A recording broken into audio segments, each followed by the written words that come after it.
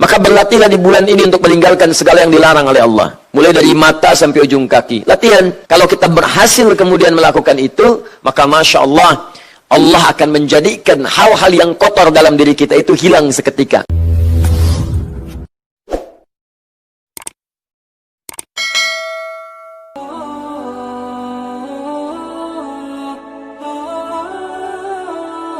Hadirin sekalian, saudara-saudariku, Bapak dan Ibu, yang insya Allah seluruhnya diberikan kemuliaan oleh Allah Subhanahu wa Ta'ala, diberikan petunjuk untuk lebih dekat dengan Allah Subhanahu wa Ta'ala, dan mudah-mudahan kita diberkahi, dirahmati dan diampuni dosa-dosa kita sampai pulang menghadap kepada Allah Subhanahu wa Ta'ala. Semoga yang belum mendapatkan hidayah, yang belum berislam sampai dengan pagi ini, oleh Allah dikuatkan hatinya, mendapatkan kemantapan untuk bersyahadat sebelum ia wafat, baik itu keluarga dekat, tetangga, ataupun kawan-kawan yang jauh yang tidak kita kenal. Semoga di pagi ini para pelaku maksiat juga diberikan petunjuk oleh Allah untuk bertobat, dan ia sadar bahwa suatu saat ia akan wafat, sehingga saat wafat bersih dirinya dan kembali kepada Allah dalam keadaan husnul khatimah. Kita sudah masuk di bulan Al-Muharram 1441 Hijrah. Saya sering katakan namanya Al-Muharram. Ya, bukan Muharram tapi Al-Muharram. Itu yang lebih tepatnya. Jadi ada Muharram, ada Al-Muharram, ada Haram, ada Muhrim, ada Mahram. Itu berbeda. Kalau disebutkan Muharram, itu segala yang diharamkan. Muharram namanya. Mencuri itu muharram. Berselisih itu muharram. Mabuk itu muharram. Zina itu muharram. Baik zina yang dilakukan oleh orang yang sudah menikah ataupun zina yang dilakukan oleh orang yang belum menikah. Zina ya tetap zina. Hukumnya haram. Sifatnya muharram. Baik, hukum dari muharram disebut haram namanya.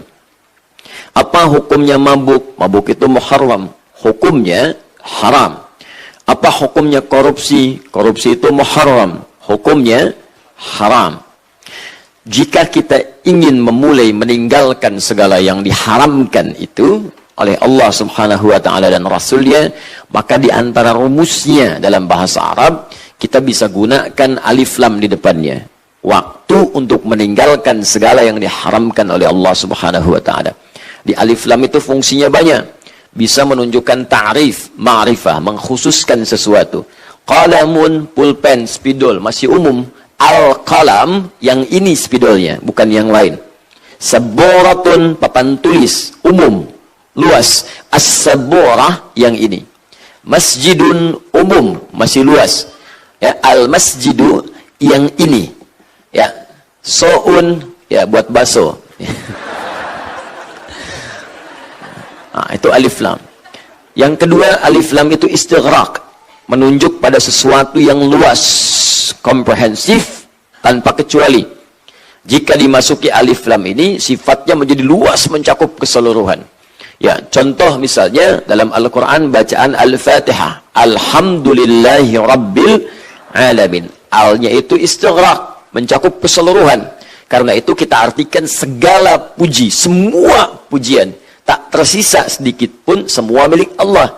Karena itu kalau ada kita mendapati sesuatu pujian, maka serahkan semua kepada Allah, jangan mengambil bagiannya.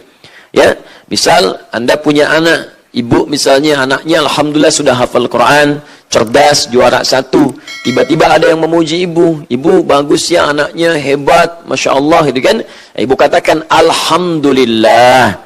Ya, maksudnya apa? Semua kemuliaan itu semuanya milik Allah Subhanahu wa Ta'ala. Allah yang berkehendak. Kalau sudah mengatakan alhamdulillah, maka ibu jangan mengambil bagian lagi dari pujian itu karena ingin mendapatkan bagiannya. Alhamdulillah ukhti, semua karena Allah Subhanahu wa Ta'ala. Ya, memang saya juga mengajar sih malam-malam, ya saya doakan juga. Nah, itu nggak usah. Ya. Jadi kalau kita katakan semua milik Allah, maka kita tidak perlu mengambil bagian itu lagi. Kemudian ada yang terkait dengan waktu untuk memulai satu aktivitas. Yang ini kita kemudian masukkan alif lam ke nama satu bulan yang terkait dengan segala yang diharamkan oleh Allah Subhanahu wa taala. Kenapa di tahun Hijriyah itu bulan pertamanya ditetapkan dengan Al-Muharram? Ya, bisa saja di masa Islam diganti dengan nama lain, tapi dipertahankan nama ini bahkan sejak zaman jahiliyah sampai datang ke masa-masa Islam. Yaitu apa di antara maknanya? Di antara maknanya, jika Anda ingin mulai berhijrah dekat dengan Allah Subhanahu wa taala, ingin mendekati hukum-hukum Allah dan Rasul-Nya, maka pertama yang harus dilakukan, tinggalkanlah segala yang diharamkan oleh Allah Subhanahu wa taala. Mulai saat ini waktunya kita untuk berlatih meninggalkan segala yang tidak disukai oleh Allah dan Rasul-Nya. Jadi kalau memang ingin hijrah, ingin dekat dengan Allah, tinggalkan yang diharamkan. Maka berlatihlah di bulan ini untuk meninggalkan segala yang dilarang oleh Allah. Mulai dari mata sampai ujung kaki. Latihan. Mumpung masih awal-awal, mumpung masih tanggal 6. Ya. Teman-teman mulai dari sekarang. Saya sepekan ini mulai dari mata dulu. Apa yang diharamkan oleh Allah lewat mata, tinggalkan. Ya, gambar-gambar yang tak baik, tontonan yang tak elok, sepekan ini latihan aja. Tinggalkan. Sampai mata terbiasa melihat yang baik. Kemudian ke telinga. Pekan kedua latihan, supaya telinga mendengar yang baik. Jadi praktek. Jadi kalau telinga ingin berhijrah pada kebaikan, disukai oleh Allah, tinggalkan yang diharamkan oleh Allah. Ya, jangan dengarkan yang maksiat, jangan dengarkan gibah, jangan dengarkan hal yang tidak penting. Lisan nanti ke lisan, ini agak sulit. Ya, 2 pekan. Lisan, latihan untuk tidak mengucapkan yang dilarang oleh Allah, ya kata-kata kotor, mencela, menghina, hal-hal yang buruk sampai ke ujung kaki. Kalau kita berhasil kemudian melakukan itu, maka Masya Allah, Allah akan menjadikan hal-hal yang kotor dalam diri kita itu hilang seketika. Kosong. Dalam bahasa Arab, kosong itu disebut dengan safar. Ya, sifar, 0. Sifar. Saat Anda bisa meninggalkan yang dilarang oleh Allah, maka 0, kosonglah kemudian nilai-nilai keburukan dalam diri kita. Kalau masa jahiliyah, kenapa disebut safar? Karena orang-orang Arab pada saat itu merantau, ya keluar. Sehingga orang yang tinggal di Mekah, sekitaran Hijaz itu kosong, hampir nggak ada penduduk, karena semua rata-rata pada merantau. Dipertahankan di masa Islam, dikaitkan dengan makna hijriyah untuk memberikan kesan. Bukan konteksnya orang keluar semua lagi, tapi dosa-dosa keluar dalam diri kita. Itulah sebabnya nanti turun Quran surah ke-9 ayat 36 itu untuk menunjukkan latihan 4 bulan, dikenal dengan bulan Hurum namanya. Termasuk Al-Muharram di dalamnya, berlaku sejak masa-masa di jahiliyah, bahkan sebelum Islam, dikuatkan kemudian di masa Islam sebagai warisan para nabi-nabi sebelumnya. Inna iddatash syuhuri 'inda Allahi 12 syahran fi kitabillah yauma khalaqas samawati wal arda minha arba'atun hurum. Kata Allah, sungguh jumlah bilangan bulan di sisi Allah sejak mulai langit dan bumi diciptakan, ditetapkan oleh Allah setahun ada 12 bulan. Di antara 12 bulan itu ada 4 bulan untuk berlatih meninggalkan segala yang diharamkan oleh Allah Subhanahu wa taala. 4 bulan ini kata Nabi 3 berurutan. Talata mutawaliyat, 1 Dzulqa'dah bulan 11, 2 Dzulhijjah bulan 12, 3 Al-Muharram sekarang bulan pertama, dan yang keempat Rajabun Mudhar ma baina Jumada wa Sya'ban, bulan Rajab yang terletak antara Jumada bulan ke-6 wa Sya'ban bulan ke-8, yaitu bulan yang ke-7. 4 bulan ini. Di sekarang kita berada di bulan yang pertama. Ayo kita berlatih untuk meninggalkan yang diharamkan oleh Allah Subhanahu wa taala. Karena itu disunnahkan banyak puasa. Ya, di bulan-bulan ini. Boleh silahkan perbanyak puasa. Tidak harus Senin saja, boleh dengan Kamis. Tidak harus terbatas Senin dengan Kamis. Selasa boleh puasa di bulan ini. Ya, Rabu boleh, Kamis berhenti misalnya, nanti nyambung lagi, boleh. Yang penting konteksnya perbanyak.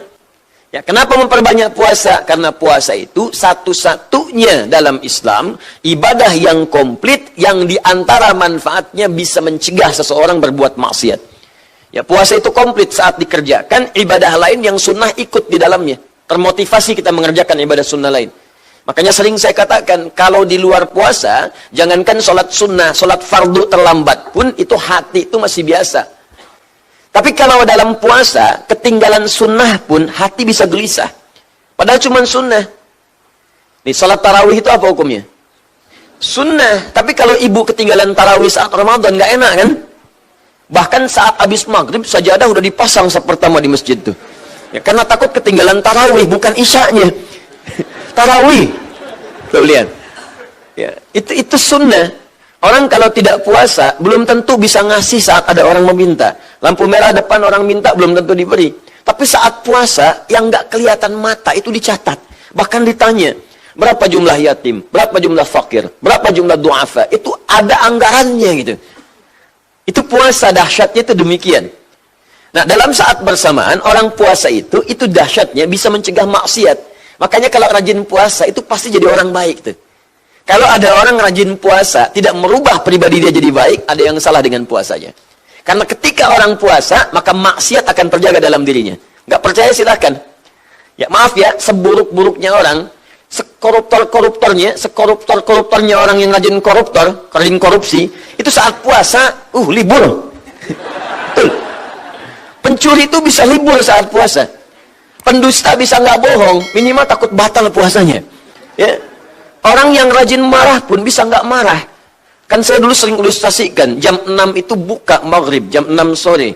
Jam 6 kurang seperempat ada yang provokasi, dicela habis-habisan, padahal dia pemarah, bisa nggak marah.